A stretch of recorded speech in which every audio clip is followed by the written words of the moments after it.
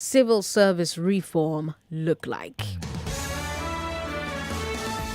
Almost everybody you ask says that the Nigerian civil service needs reform, but they cannot seem to agree on what reform means. Now, civil service reform is in the national conversation because of the dispute between the Kaduna State Government and the Nigeria Labour Congress over the state's plan to lay off thousands of workers due to revenue problems. It led to a strike last week, but by weekend, both sides had come to the negotiating table and they had agreed on a compromise. Here's today's big hard fact. In March 2021, the Kaduna State Government received 4.8 billion naira in federal allocation and spent 4.49 billion naira on wages. Yeah, you heard me. So they received 4.8 billion naira in federal allocation and spent 4.49 billion in wages. So basically, almost the entire federal allocation of the state is going into salaries. And Governor Nasir El-Rufai says that this cannot go on because the state needs to keep some money for actual governance. And suddenly Nigerians are asking, well, how do you strike the balance between the need to have a large civil service to execute governance while saving money to pay for governance? Joining us to talk about this is Chief Andy Obofere. Welcome to Hard Facts. Hello, Chief Obofere, are you there? Hello, Sandra. Can you hear me now? Yes, thank you so much for joining us on the show. Great to be here.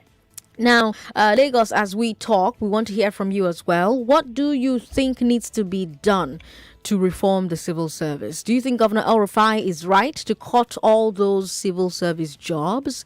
And if you think he's right, do you think he's going about it in the right way? Or do you agree with the NLC that the cuts are unacceptable? Now, Chief Obofere, the NLC and the Kaduna government came to a temporary agreement. What exactly does the agreement spell out? Yes, so the agreement, if I can say that the agreement started by agreeing on what the disagreement was. What I mean by that is by the time both sides got to the negotiating table, essentially the Kaduna State Government started denying that it was planning to make the cuts that it was accused of trying to make. So there were three particular cuts that NLC was protesting against. The first was a plan to reduce the size of the civil service in each local government to 50 officers each. The second was planned casualization for the lowest levels of the civil service. So basically, transitioning most of the staff from full-time civil servants to casual workers who have, of course, lower wages, lower entitlements. They are not entitled to the same benefits as civil servants. And then I think the last one was mass retirement at the higher levels. So level 14 and up, there was going to be some mass retirements, and everybody who was I believe it was 50 and above were going to also be retired, irrespective of their levels, yeah. Exactly. So and it doesn't matter what level they were, as long as you're 50 and above, you're gone. So Labour said that these actions were illegal, and that's what they were protesting and striking against. So by the time they got to the table at the end of last week, Kaduna State Government was like, me? Since when did I say I was doing any of this? I didn't do any of this. So they just said, okay, let's agree that it was a miscommunication. And so they've now agreed that instead, what the government is going to do, the government is going to lay off workers because they've made the case to the Labour that it's necessary. But they have to follow the rules as set down in the Nigerian Labour Act, which specifies how government can make those cuts in events of redundancy. So that's the agreement for now. And then also, they're going to set up like a joint committee between Labour and the state government, and I believe with the federal government also with some oversight. So this committee is the one that is going to go down into the details about how these cuts are going to be made. It's no longer going to be a unilateral thing where, the Kaduna State government says, okay, you're going, you're staying, you're cool. No, now Labour is going to have a say in how the cuts are made, and who gets the act. So you're saying that this compromise was basically just an agreement that the Kaduna government will follow the law? Yes, essentially, Sandra, because it's quite remarkable that even right there in the press statement, in the communique about the agreement, both sides are saying what they've agreed is that the Kaduna State Government is going to abide by the redundancy rules as laid out in Section 20 of the Labour Act. So that, to me, is, of course, like I said, remarkable that it took a 3-day strike to get a state government to agree to follow the law. So let's clarify. Can civil servants be sacked en masse like we're seeing the Kaduna State Government try to do? Is it legal? Okay, so to quote a lecturer of mine when I was in university, yes, no, not really. And that was a maths class, so imagine how confused we all were. Yeah. But essentially here, under very, very, very specific situations, a government can conduct mass sackings, like mass retrenchments in Nigeria, in a Nigerian civil service or a state civil service. Okay. Essentially, and that's covered, that's what this whole Section 20 of the Labour Act is all about, right? It basically tells you this is the only time you can do it. And it specifies that it's done when there is a redundancy, when the state government can make a case that there is redundancy in the civil service. Right. Now, redundancy means basically, the way it's spelled out in the Labour Act, it's called that it's excessive manpower. Right? That's how the Labour Act phrases it. So basically, if there are too many people in your civil service, and you can make the case that for the work we want to do, we have too many people, then in that specific condition, the state government is allowed to cut some. But how do they go about doing it? They have to first consult with the union. It's written right there in the law. So the state government can't just wake up and say, oh, we have excessive manpower, we're going to cut some. No, you have to first go to the union and say, excuse me, union, we have excessive manpower. This is our evidence of it. We are going to make some cuts. And then there's an agreement, and then both sides agree on how those cuts are going to go and where they come from. Then the next step is you have to implement LIFO, last in, first out. Okay. So basically, you look at your entire civil service, right? Office by office. And you choose the offices where you want to make the cuts. Then in those offices at that grade level, you have to, so let's say in a particular office, office A, you want to make cuts from grade level 10. In that grade level 10, you must start with the most recent arrivals at grade level 10. Those are the first people you must cut. So you must, if you want to cut 15 people, it has to be the newest 15 at that grade level. So it has to be done that way. And then finally, you have to have a framework for compensation for those people you're letting go. Because remember, a civil service job is meant to be guaranteed for the entire working life until retirement age, unless there is misconduct. So if you are going to let people go for no fault of their own, simply because government got too big, then you have to compensate them. So those are the rules under the Labour Act. Now, we hear two complaints about the civil service. Well, I mean, we hear a lot of complaints, but let me talk about these two first. On the one hand, people say that the civil service needs better funding to do its job. On the other hand, people say the civil service is gulping too much government revenue. How can both things be true at the same time? Yes. I mean, yeah. Yeah. Okay, so the problem, Sandra, is we have an underfunded civil service. That's the fundamental problem, yeah? And that's because we have an underfunded government. So I guess let me correct myself. The fundamental problem is that government is not collecting enough revenue. That's for two reasons. At the first level, government is simply not doing a good enough job growing the economy in order to tax it, to tax more out of it. Then secondly, at a lower level, even the economy that is there, government is not taxing it efficiently. So both those problems lead to government with little money coming into its purse. Now, the government is supposed to use that money not just to fund the civil service, but also to do work, give the civil guards to also do other work in the society, provide services. But if the money coming in is not enough, then what you end up doing is, you can't even have a civil service that is big enough for what you actually want to do. So you have a situation where the civil service we have at any level in Nigeria is actually too small for the amount of governance Nigeria needs. But that civil service is also too big for the revenue coming into government. And so the only solution is to grow revenue. That's the only permanent solution to this problem. Okay. But until then, you're left with this very devilish choice of, with this little money I have, how do I fund the civil service but still have enough money left over? When I say fund the civil service, I mean like provide salaries, wage, and all of that.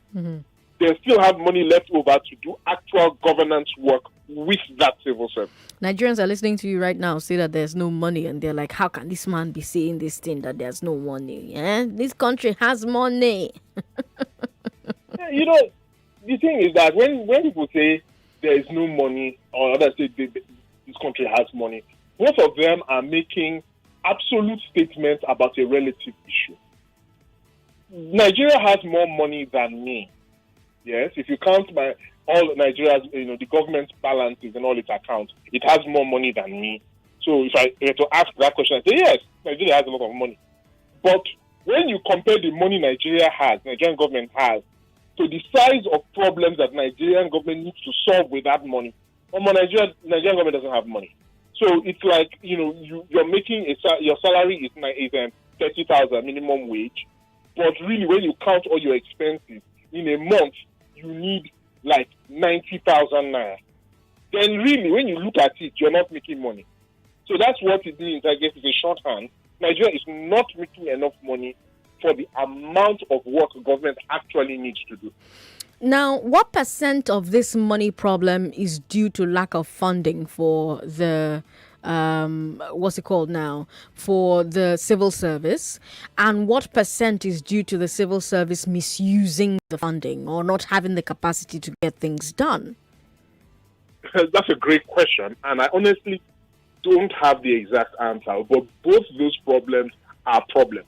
On the one hand, the civil service is not getting enough money. On the other hand, even the little money in quotes that the civil service is getting, a lot of it gets misused. A lot of it is, like, first of all, there's corruption, squandering the money. Some of it is also just used wrongly. Like, you plan to use the money well, but you're putting money into a bad plan. You might as well be throwing the money in the ocean. So that a lot of that happens in the civil service as well. And then also, the civil service is in itself inefficient.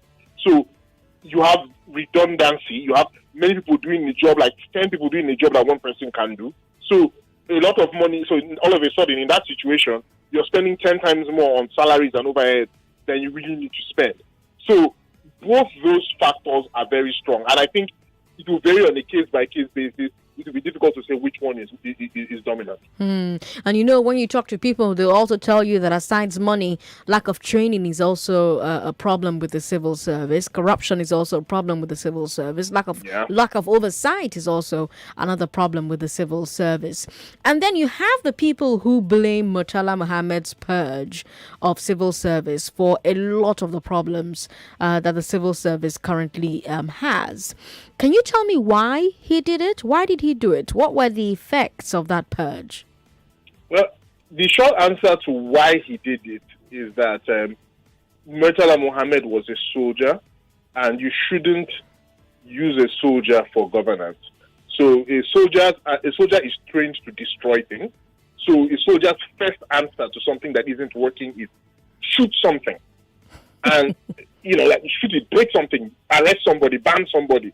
There's a criminal, get him. Right? So Murtala Mohammed saw that there was a lot of inefficiency in the civil service, corruption in the civil service, and his answer was, sack a whole bunch of civil servants.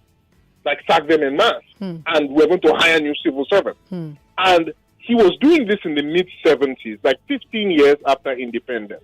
Now, bear in mind that before independence, you know, when we hear things like, oh, Nigeria wasn't ready, we wanted to get independence in 1950, but we agreed that we weren't ready, so we waited another 10 years. What do we mean by it? We were not ready. One of the main answers is we didn't have enough trained civil servants to be able to run government after the British were gone. So it took a long time to train up enough people that all sides felt comfortable that, okay, it's not perfect, but right now these guys can keep steering the ship, right? And when you now add it, every civil service in the world is seeded. It starts off with a bunch of new people who are trained by some other civil service somewhere, and then they take over, and then they are the ones who now train their successors. So there's a lot of institutional knowledge that is passed down. There's a lot of refinement that is passed down over time. And when Murtala Mohammed purged the civil service, what he did was he broke that chain. So all of a sudden, the civil servants coming in the mid-70s were like people who were raised without parents. And you expect them to just blend into society. Nobody had taught them how to actually do the things that are expected of them. So a lot was lost there. The second problem that came from that was civil servants in a moment went from people with a sense that their careers were guaranteed for life to people who now realize that they could be sacked at any moment by the government. And so instead of curbing corruption, this actually increased corruption in the civil service, because suddenly civil servants were like, "Man, I chop the one where I see chop now." Another soldier will show up and shoot the whole civil service again. Let me avoid that, and so let me collect my retirement in advance. And so a culture of corruption was brought into the civil service, which just got worse in the 80s, 90s, and 2000. Lagos. So that's the legacy. If you just joined us, Lagos, you're listening to Hard Facts on 99.3 Nigeria Info. What should civil service reform look like? I have policy analyst on the show with me today, Chief Andy Oboforibo, and we've been talking about what led to this conversation, basically. I mean, at the core of this conversation is Nigeria's civil service. It needs reform, but, the people and the government cannot seem to agree on what reform means. And I mean, we saw that play out in Kaduna, where the state government and the Nigeria Labour Congress butted heads last week, but seem to have come to a compromise over the weekend. Now, Lagos, I want to hear from you. What do you think are the biggest challenges in the civil service? You've been hearing from Chief Oboforibo. You've heard the points he's raised. What do you think about those points? We've got about 5 minutes before we have to go on a break. We will be back from that break. I'll tell you the time that will be back from that break. But yes, 5 minutes before we have to go on that break, I can afford to take at least 3 calls. So let's see how many we can fit in. Women, call me on 01-465-7190. Men, call me on 0700-993-993-993. How do you think a balance can be struck between reducing spending on the civil service and making the civil service effective? What do you think are the biggest challenges in the civil service at all levels of government? You can also share your thoughts with us via WhatsApp. WhatsApp is 080-959-75805. 080-959-75805. Hello, thank you for calling us. Hello. How are you? What's your name? My name is Chris. Hi, Chris. Welcome. Go ahead. Yeah, thanks. I think the civil service, imbroglico in Nigeria, dates back to the beginning of our so-called service independence. And I think we thought that the best way to reach out to the citizens is to give everybody jobs. There was no planning for entrepreneurship. And then the attitude of the early leaders in terms of materialistic tendencies fueled the quest for material enrichment by the subsequent generations. What has happened in Kaduna, I think my friend El Rufai applied a very wrong strategy. For the civil service in this country to be reformed, you need to really come down and carry along all the stakeholders. And I think it was on that premise that one would have said the action of the Nigerian Labour Congress was extremely justified. You can't just wake up and you want to streamline, you want to restructure the civil service, so much money goes into paying wages. You can't achieve it because it has a prolonged linkage, in terms of multiplier effect. How many people are involved in this? Where do we start from? Civil service at the government to remain the largest employer of labor. And you can't wake up overnight and say, look, I want to right size by cutting down. You are creating extreme poverty. You are displacing people of their little revenue that they depend on to be able to feed their family. From there, they pay school fees, they pay the rentages. How could you come all overnight and say you want to stream down the civil service employment capability? It won't work. I think what we need is government need to have a 5 years, a 10 years development plan. And then you want to talk about industrialization. You have to create options. You have to create alternatives before people can align with your vision. And of course, before you can tame tendency to obstructing democracy. It can't work if you wake up overnight. All right, Chris. Thank you for calling. We've got Alex in Ikeja. Hello, Alex. Yeah, hi, Sandra. Hi, welcome. Yes. So the thing is this, I think we first have to agree on what we want our civil service to do for the people. Okay. Because as of right now, I really cannot say that there is a goal.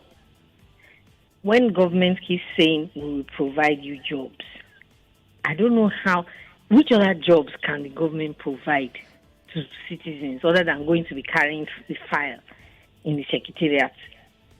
Do you understand? Okay. So if we want our civil service to work more efficiently, it's, according to the last caller, it's a damage that has happened over many years. It is not going to happen. The repair will not happen overnight. It will also take us time. How? The government needs to begin, if we agree, like I said from the beginning, that this is what we want our civil service to look like. Right? There's a level of professionalism that you expect. There are professionals in the civil service, but there's no professionalism. Okay. That one is lacking. There's no professionalism. So if you want there to be professionalism, draw up a plan on how you will weed out people that you obviously don't need, people that you employed by mass employment just because you wanted to give people jobs. Give them options. Establish a program of entrepreneurship for them over a period of like 5, 6, 7 years, so that they can easily be eased out of the system. Alex, thank you very much for calling. Now, unfortunately, I had to end the call because we need to take a break. But hey, not to worry, I'll take more calls from 5:34. It's 5:26 right now. 5:34, we'll come back and take more of your calls. You're listening to Hard Facts on 99.3 Nigeria Info. I am Sandra Ezekwesili. What should civil service reform look like? That's the question we're asking on the show today. Don't go away. Before now, getting a good HMO that works perfectly for my staff was a lot of hassle. Many HMOs come with cumbersome registration. It gets worse when my staff come back to complain about the terrible service they get from these HMOs. I decided to give Reliance HMO a try based on glowing recommendations I received from my HR colleagues, and I was not disappointed. I was able to register all 100 staff in 5 minutes. I have access to a 24-hour responsive helpline and an account manager that helps me with any issue. My staff raves about the premium service they receive from Reliance HMO. They especially love the access to gym, spa, dental care, and the hospital roaming. I no longer worry myself about issues concerning HMO. Reliance HMO does that for me. I will recommend them any day. Visit reliancehmo.com/corporate or call 0700-7354-2623 to get a quote for your company and start enjoying reliable healthcare today. Reliance HMO. You can rely on us. Say you wanna feel that boost?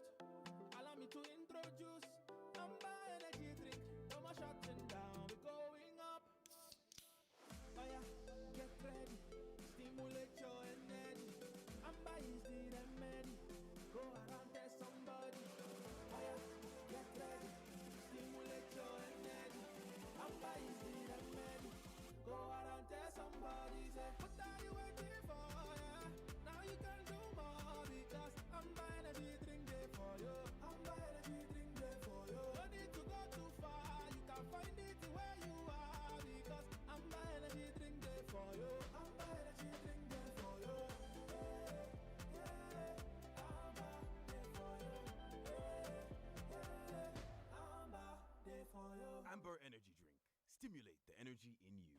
times 500 naira, 4,000 naira. 8 times 5,000. Hi! Abeg, where una dey see this money? Money care. Now the ogbonge bonus we dey sama me as I buy new SIM card. See, then they give me double data subscription plus 8 times a woof anytime I recharge. Oh boy, what's up for me now? You know say you fit buy SIM card now for any accredited Airtel shop, ba? Just go there with your NIN, just like that. Sure guy. Airtel, the smartphone network. Are you yet to register for your JAMB, UTME, and direct entry exams? What are you waiting for? Now you can purchase your PIN on Remita. Hurry now to www.remita.net/JAMB to buy your JAMB PIN or download the Remita mobile app on Android and Apple stores to purchase your JAMB PIN. You can pay using any payment method convenient for you. Remember, JAMB registration ends in a few days, so don't be caught unawares. For more information, visit www.remita.net/JAMB. Remita, because payments should be easy. Enter the place and it brighten. Make everybody they wonder. Waiting me cause all the shine. Lush hair. Long hair or short doesn't matter. Crochet or dreadlocks can be better. Only for girls we know better. Lush hair. So you want to slay? Slay with swag. Gotta be lush hair. Gotta be lush hair. Straight or curly. You know they tango. Lie. Gotta be lush hair. Gotta be lush hair. You wonder how I shine like this. I'm on a lush hair, be the coco. Say you want to know. And if you wanna be fine like me, I can show you where to go. A lush hair, be the coco. Beautiful people know how to make an impression, and that's why they only trust Lush Hair Extensions to bring out the shine in them. Lush Hair, be beautiful. Coming. Hi, look at you, look different. Really? Oh yes. How's your mommy and daddy? They're fine. Tell me, what do you have in your hand? Oh, this? It's Adrian's Home Young Landlord's flyers. Tell me about it.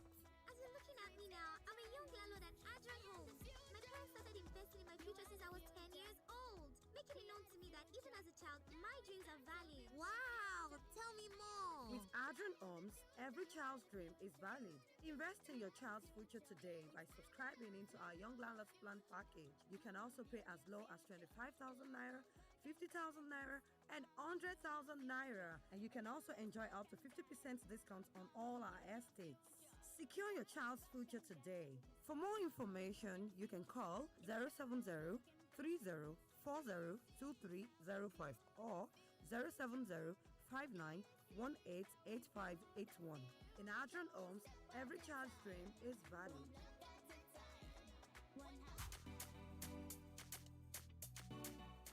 You've always wished you had a Samsung washing machine? Now you can get one in the Super Deals promo. From now to the 31st of May, you can get up to a 24% discount when you buy a Samsung Twin Tub washing machine and an 11% discount on drum washing machines. Get a washing machine and enjoy innovative technology that only Samsung can provide. Stay connected with Samsung. 8 times 500 naira, 4,000 naira. 8 times 5,000. Hi! Abeg, where una dey see this money? Money care. Now the ogbonge bonus we dey sama me as I buy new SIM card. See, then they give me double data subscription plus 8 times a woof anytime I recharge. Oh boy, what's up for me now? You know say you fit buy SIM card now for any accredited Airtel shop, ba? Just go there with your NIN, just like that. Sure guy. Airtel, the smartphone network. Enter the place and it brighten. Make everybody they wonder. Waiting me cause all the shine. Lush hair. Long hair or short doesn't matter. Crochet or dreadlocks can be better. Only for girls we know better. Lush hair. So you want to slay? Slay with swag. Gotta be lush hair. Gotta be lush hair. Straight or curly. You know they tango. Lie. Gotta be lush hair. Gotta be lush hair. You wonder how I shine like this. I'm on a lush hair, be the coco. Say you want to know. And if you wanna be fine like me, I can show you where to go. A lush hair, be the coco. Beautiful people know how to make an impression, And that's why they only trust Lush Hair Extensions to bring out the shine in them. Lush Hair, be beautiful. Hello, good afternoon. How may I help you, please? Yes, I would like to buy data to watch plenty videos. You know now, music, sports, in short, everything on YouTube. What is your budget, sir? As low as possible. Well, how does 50 naira for an hour sound? 50 naira for 1 hour? Ha! Talk true! Yes, with Glow YouTube plan, you can stream all your favorite YouTube videos for as low as 50 naira. Hey, what do I do? Simply dial *777# to get started. Get the super affordable YouTube time-based plans from Glow and start feasting on your favorite YouTube videos for as low as 50 naira for 1 hour during the day and 50 naira for 5 hours at night. Dial *777#, select data, select social bundle, and select YouTube to choose the Glow YouTube plan that's just right for you. Glow Unlimited.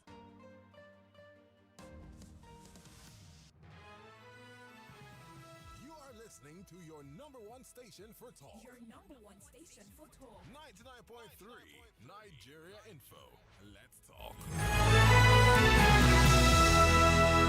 I'm Sandra Ezekwesili. It's 5:35. What should civil service reform look like? I told you that in March 2021, the Kaduna State Government received 4.8 billion naira in federal allocation and spent 4.49 billion on wages. Basically, the entire federal allocation of the state going into salaries. And Governor Nasser Al-Rufai says this cannot go on because the state needs to do some other things, needs some money for actual governance. And that's led to a big question Nigerians have asked for a while. How do we get the Nigerian civil service to become more efficient? This conversation is coming your way courtesy Hard Facts on Nigeria Info FM. And we've got Chief Andy Oboforibo, who's a policy analyst, helping us talk about civil service reform. Now, I told you that the NLC and the Kaduna State Government came to a temporary agreement over the weekend. And NLC agreed that the cuts are necessary. Government denied any plans to retire workers on grade level 14 and above, and those aged 50 years, irrespective of their grade levels. Reduce local government strength to 50 each. Casualize workers on grade level 1 to 6. There was also some other thing, right? I'm trying to remember now. I think government has now agreed instead to stick to the rules of redundancy under Section 20 of the Labour Act. Also, a joint committee will be set up to oversee the retrenchment process. Chief, did I leave anything out? I think I covered all of it, yes? Yeah, I think you covered all of it. I covered all of it, okay. But before I go back to the phone lines, a lot of Lagos people are calling already. Before I go back and take their calls, like I promised before the break, does this mean that the NLC has a point when they say that Governor El-Rufai's plan to let so many civil servants go at once will wreck the civil service going forward? Won't it lead to a loss of institutional expertise? Yes, no, not really. Yeah, definitely. Anytime you have like this kind of just widespread cuts, indiscriminate, everybody over 50 gone, everybody 14 over gone, casualized, it leads to loss of functionality, loss of capacity, I should say. Right. But at the same time, you have to ask, how much capacity does the Kaduna State Civil Service currently have? Like, so how much of this is loss of good hands and how much of it is good riddance to, forgive the term, bad rubbish? So that's a question that has to be answered, because the truth of the matter is, when we talk about these things in the abstract, we now make the civil servants of today sound all like super competent and all of that. But we complain every day that the civil service is riddled with corruption and incompetence and inefficiency. So is a massive cut really a big loss? Now, I don't have any dog in this fight, but I think it's a question that has to be asked and answered with ruthless honesty about every civil service in the country. Ruthless honesty is not something we do very well here. Yeah, this is true. We don't like the truth. But I want us to get practical here. Once we answer this question, I'll go to the phone lines. Yes, I know. But let's get practical. This is not an ideal situation. There are no good choices. Most state governments and even the federal government cannot maintain recurrent expenditure at current levels.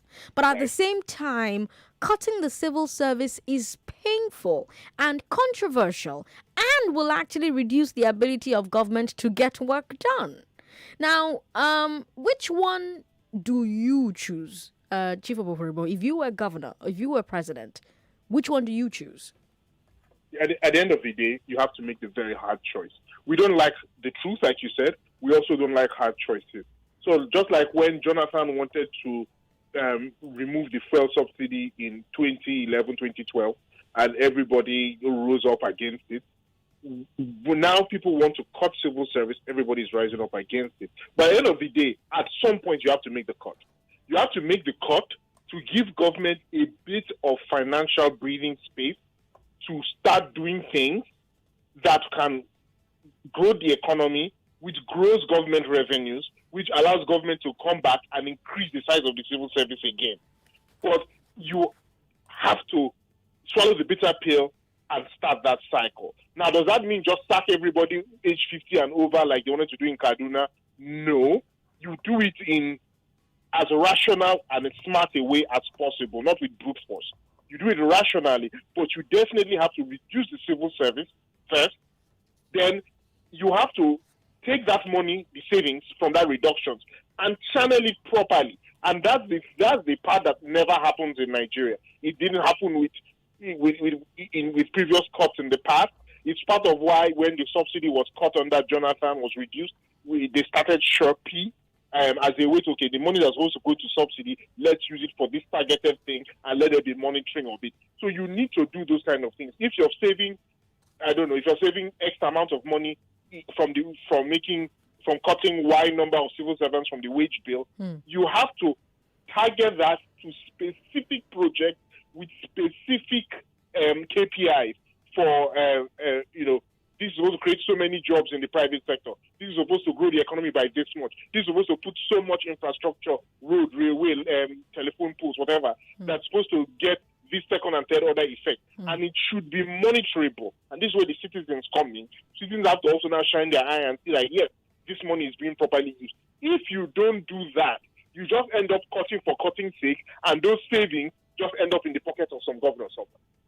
Lagos, let's talk 014657190. If you're a woman, please call that number 014657190. Women only. Men only 0700-993-993-993. What do you think are the biggest challenges in the civil service? I got very great calls from Chris and Alex before we took that break. How do you think a balance can be struck between reducing spending on the service and making the service effective? I mean, I told you earlier on that according to El Rufai himself, he says that he spent almost all of his federal allocation in, was it June now?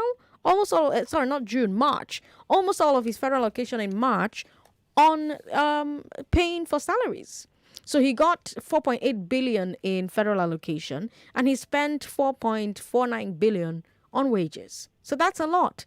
And that's something that needs to not happen because we simply cannot afford for things like that to happen. So how do you strike the balance? We've got Joseph in our papa. Joseph is a first-time caller. Hello, Joseph. Yeah, good evening, ma'am. Good evening, sir. Welcome. Thank you. My question is this, ma'am. So, Kaduna State Government did not have anything to do to make money, except federal allocation. Okay. Because it surprised me. So a state governor will just sit down and wait for allocation to come so that he can use it to pay the civil servant and do anything in the state. Man, that means our government, our leaders, they are not serious. Because they have to look how to make extra money apart from federal allocation. That is what I expect from our leaders. That's why I rest my case. All right, John. Thank you very much for calling to share your case. We've got Steve Afera in Ijaniki who says, what a funny country we are in. The same political class that refused to build industries but chose to waste money on frivolities, turning back to say that there's no money to run the system. Let the political class be patriotic enough and run the country like serious countries do and stop saying half-truths about the civil service. Well, a lot of serious countries also cut down the size of their civil service, if we're being 100, but okay. We've got a message from Mac Paul. Mac Paul is in Canada. He says, civil service is so corrupt, it stinks. We need to reduce the workforce, increase efficiency, and ramp up channels to report corruption without negative consequences.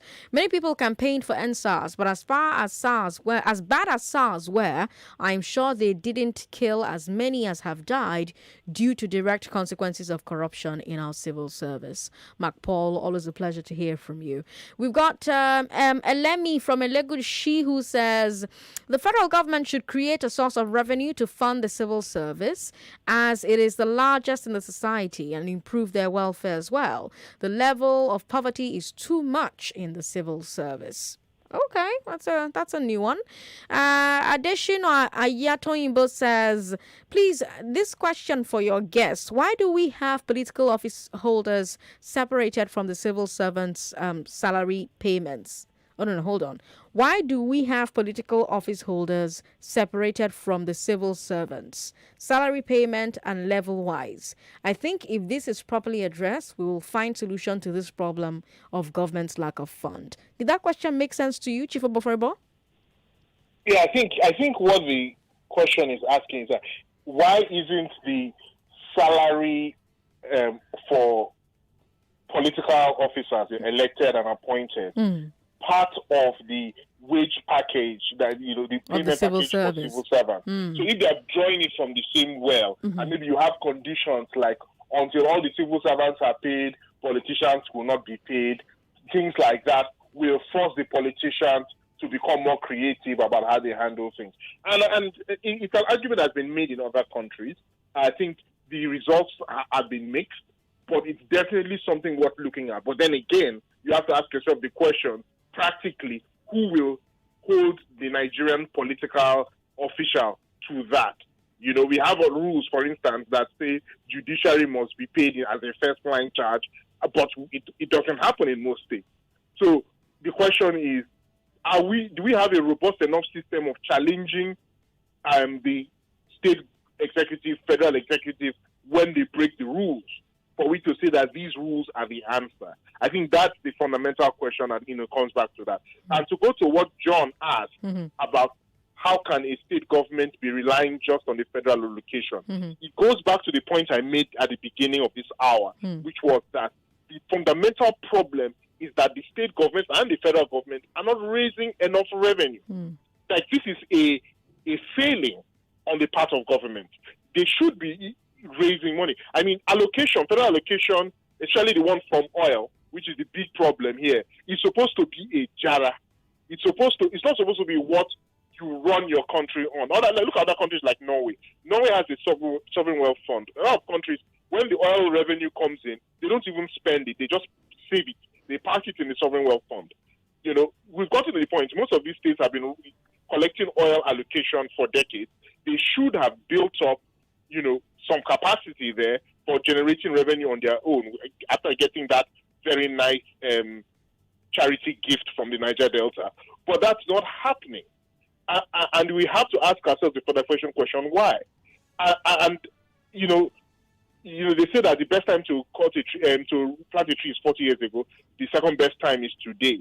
Like, the best time to have been planning all these civil service reforms and making the necessary savings and doing all of that was at the beginning of Governor El Rufai's term in 2015. He has 2 years left.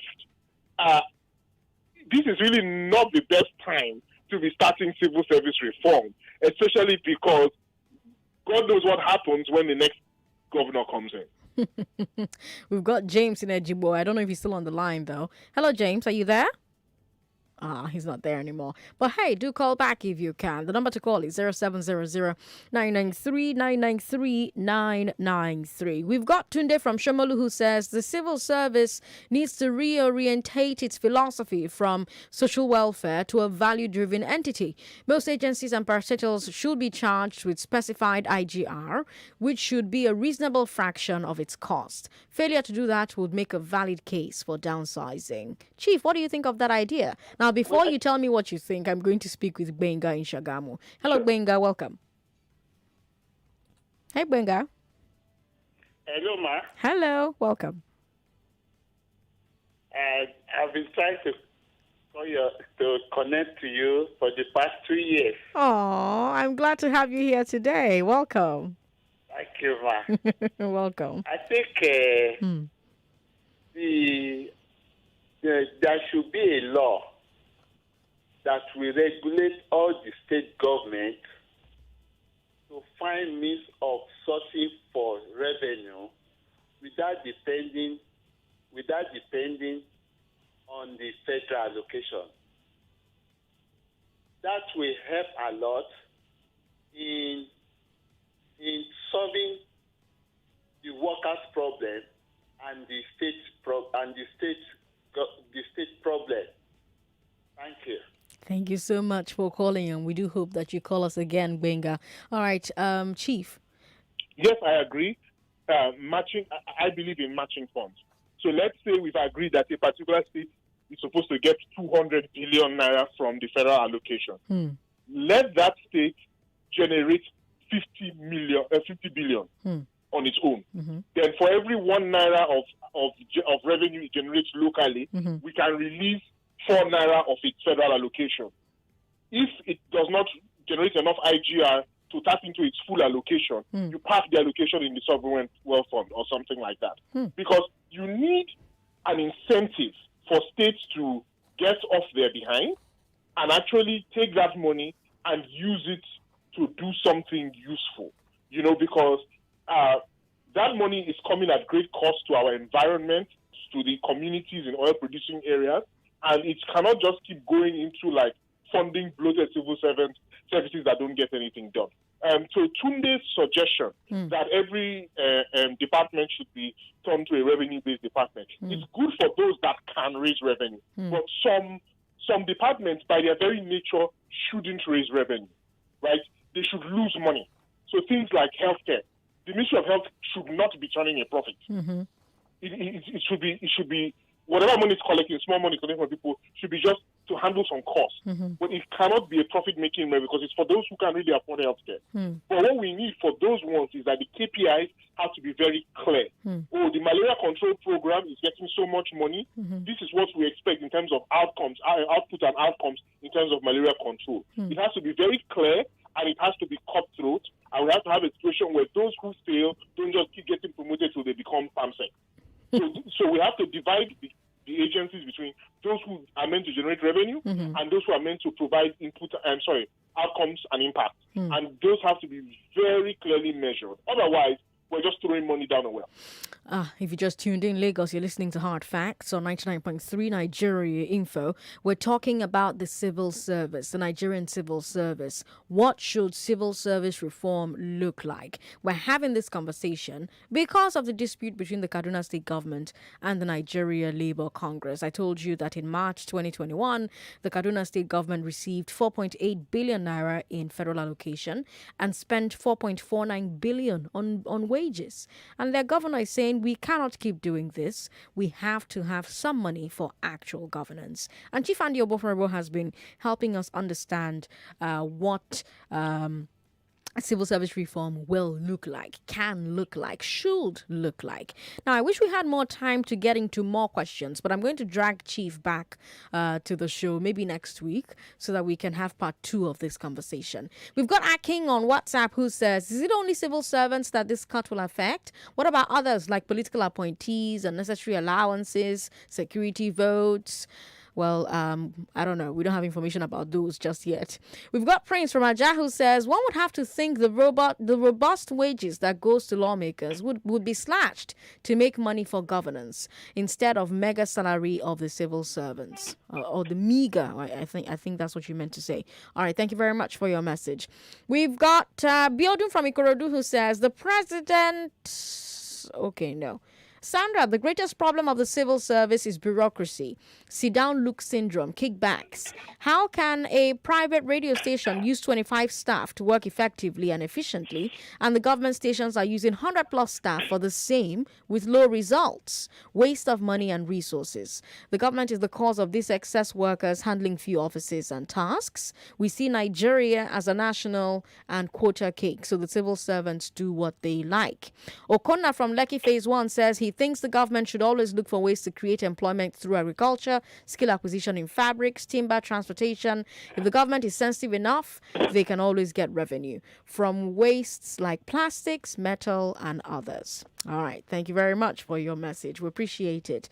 And we appreciate everybody who's called or who has sent in their thoughts or who has sent in their contributions. Thank you very much. And thank you to Chief Andy Oboforobo. You've been very kind. Always a pleasure, Sandra. All right, Lagos, that's all the time we have. Up next is your chance to win some money, win some 10 grand. So the high score for today is 4. You have to answer at least 5 questions. If you answer at least 5 questions correctly, you get some money.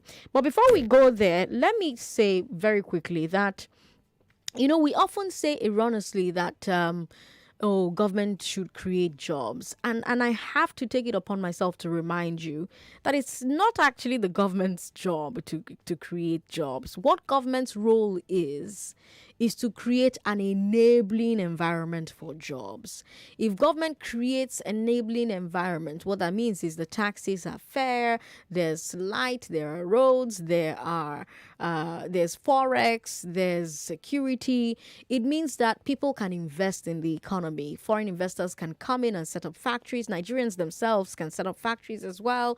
They can set up different businesses, not just factories now, different businesses, because the world has, sort of moved away from that model, and we're now in a knowledge-based economy, right? So more and more people can set up different businesses that will employ all of the teeming people who don't have jobs. So next time, instead of saying, government should create jobs, build factories, all of that, say instead, government should provide the infrastructure that allows you and the people you care about create jobs, build all those factories, etc., etc.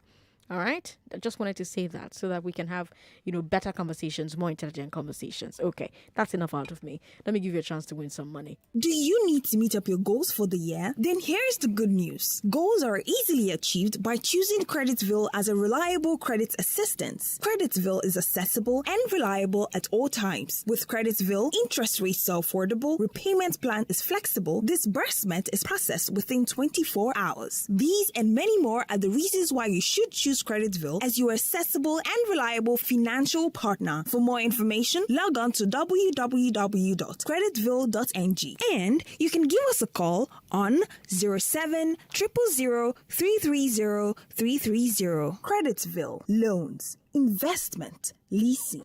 All right, let's go. Hello. Thank you for calling us. Hello. You want to play just a minute? Yeah. Your time starts now. This is Just a Minute. How many newly confirmed COVID cases over the weekend? Skip. This weekend's confirmed COVID cases are more by how many cases compared to last weekend? Skip. How much did the Nigeria GDP grow last quarter? Skip. The Chief of Army Staff died in a plane crash on Friday alongside how many other officers? 9. Who is the NCC Director of Public Affairs? Skip. In what area and what day did the Lagos clash between the Air Force personnel and NURTW members happen in Lagos? Oshodi. That's correct. Who dismissed the Asaba Accord even though it was signed by governors from the APC? Skip. In March 2021, how much did the Kaduna State Government receive in federal allocation? Skip. How much did the Kaduna State Government spend on wages in March 2021? Pass. Did the winner of the Morning Crossfire send you to come and just spoil the game for everybody? Eh? No. No. You just were not listening to the show. Because if you were listening, you would have known all these things. Thank you very much for calling. Appreciate it. Okay. Well, congratulations to the person who called on the Morning Crossfire today. It is your lucky day.